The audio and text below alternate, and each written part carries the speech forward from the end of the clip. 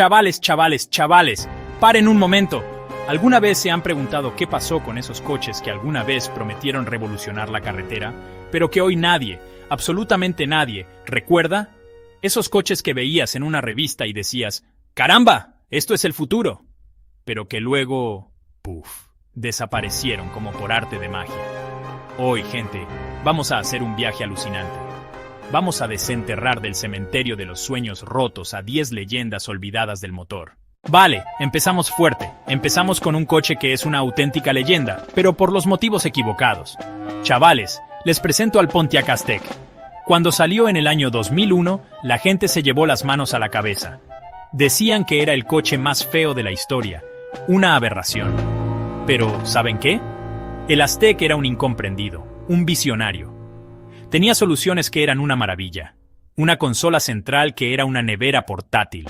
Un equipo de sonido con controles en la parte de atrás para hacer fiestas en el maletero y hasta una tienda de campaña que se acoplaba al coche. Pero entonces, amigos, llegó la magia de la televisión. Llegó un tal Walter White, un profesor de química de Albuquerque con problemas económicos y un diagnóstico terminal. Y gracias a una de las mejores series de la historia, el Pontiac Aztek pasó de ser el coche más odiado a ser una pieza de culto. ¡Uf! Si el Aztek era raro, esperen a ver esto. Con todos ustedes, el Renault Avantime. Cuando Renault presentó este bicho en 2001, el mundo se paró. ¿Qué era esto? ¿Un monovolumen? ¿Un coupé? ¿Una nave espacial? Era todo a la vez. Y por dentro era una pasada, lleno de luz, con unos asientos que parecían butacas de primera clase. Además, tenía un botón que, al pulsarlo, abría todas las ventanillas y el techo solar a la vez, convirtiéndolo casi en un descapotable. Pero claro, ser un visionario tiene sus riesgos. Y el riesgo es que nadie te entienda un carajo. Fue un desastre comercial de proporciones bíblicas. Se fabricó durante solo 2 años, de 2001 a 2003, y se vendieron poco más de 8,000 unidades en todo el mundo. Preparen sus ojos porque llega el rey de los memes, el jefe final de los coches polémicos.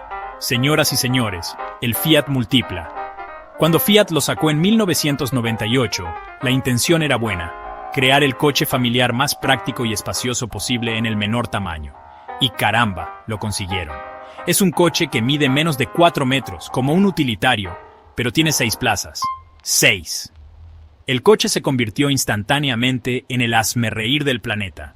Fue votado coche más feo del año por programas como Top Gear, y no una, sino varias veces. Hoy en día, como pasa con estas cosas, ha desarrollado un seguimiento de culto.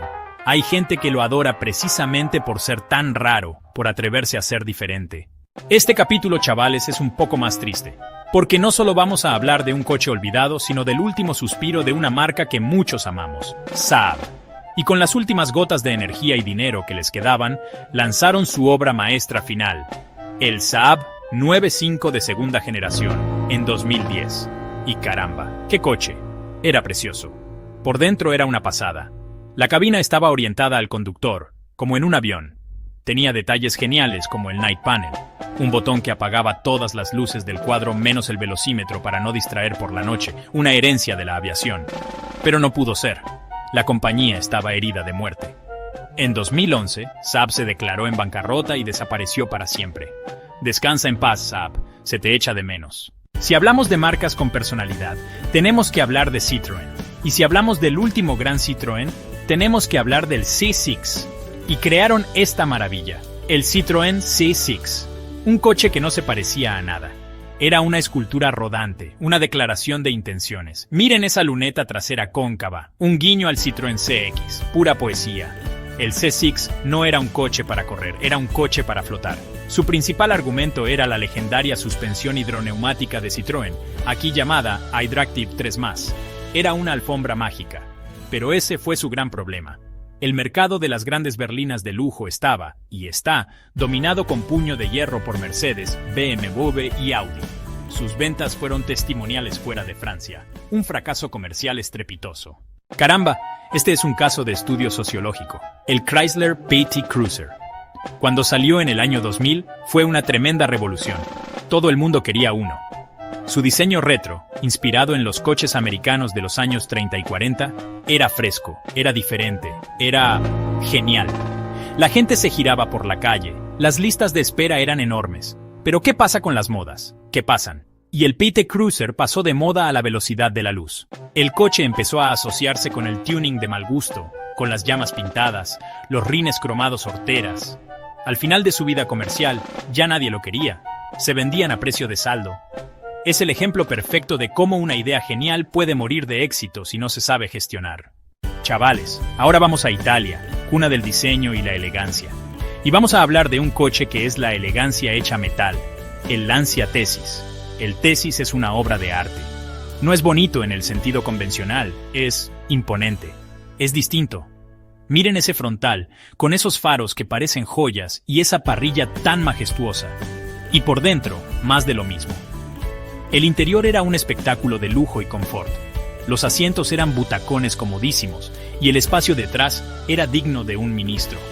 Pero, una vez más, nos topamos con la misma pared. El mercado no estaba para poesías. Fuera de Italia, las ventas fueron un chiste.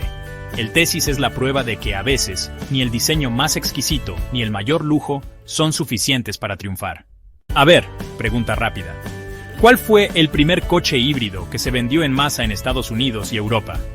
Todos están pensando en el Toyota Prius, ¿verdad? Pues no, error. El primero fue este señorito de aquí, el Honda Insight de primera generación, que llegó a los concesionarios en 1999, unos meses antes que el Prius. El Insight no era un coche normal al que le habían metido un sistema híbrido. Estaba diseñado desde cero, con un único objetivo en mente, la máxima eficiencia. Pero su obsesión por la eficiencia fue también su condena. Era un coche muy poco práctico. Solo tenía 2 plazas. 2. Y entonces llegó Toyota con su Prius. El Prius era más feo, sí, pero era un coche normal.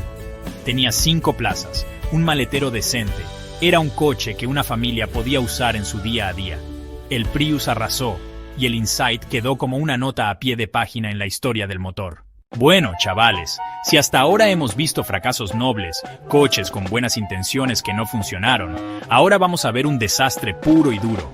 Una chapuza, un insulto a la inteligencia. Les presento el Rover City Rover. A principios de los 2000, Rover estaba en la UCI, agonizando. ¿Qué hicieron? Pues lo peor que podían hacer. Firmaron un acuerdo con la marca india Tata para coger su modelo, el Tata Indica, un coche diseñado para el mercado indio, y venderlo en Europa como un Rover. El resultado fue catastrófico. La prensa británica, que le tenía cariño a Rover, lo destrozó. Dijeron que era una basura, un coche de una calidad pésima, mal acabado, ruidoso, inseguro y terriblemente anticuado. El City Rover se convirtió en el símbolo de la desesperación y la mala gestión que hundió a una de las marcas más importantes de la historia del automóvil británico. Poco después, en 2005, MG Rover quebró definitivamente. Y terminamos con una paradoja, con una historia que nos enseña mucho sobre el marketing y la psicología humana. En 2008, la empresa india Tata Motors presentó al mundo un coche que iba a cambiar la vida de millones de personas, el Tata Nano. Su promesa era increíble, ser el coche más barato del mundo. Costaba alrededor de 1 lakh de rupias, que por aquel entonces eran unos 1.500 euros. 1.500 euros por un coche nuevo. Era una revolución. La idea era noble. El presidente de Tata, Ratan Tata, vio a familias enteras en la India viajando en una sola motocicleta, bajo la lluvia, en condiciones muy peligrosas, y quiso darles una alternativa segura y asequible. Pero no fue así. El Tata Nano fue un fracaso comercial. Y la razón es fascinante. Tata lo publicitó tanto como el coche más barato que le puso un estigma. En una sociedad como la India, donde el estatus es tan importante, nadie quería que le vieran conduciendo el coche de los pobres. Y hasta aquí el viaje, chavales. ¡Qué locura de coches! Hemos visto de todo. Visionarios como el Aztec o el Avantime, que se adelantaron a su tiempo. Ejercicios de estilo como el Tessis o el C6, que eran demasiado especiales para un mercado aburrido. Cada uno de estos coches es una lección sobre la industria, sobre el riesgo, la innovación y a veces, sobre cómo la riegan hasta las marcas más grandes.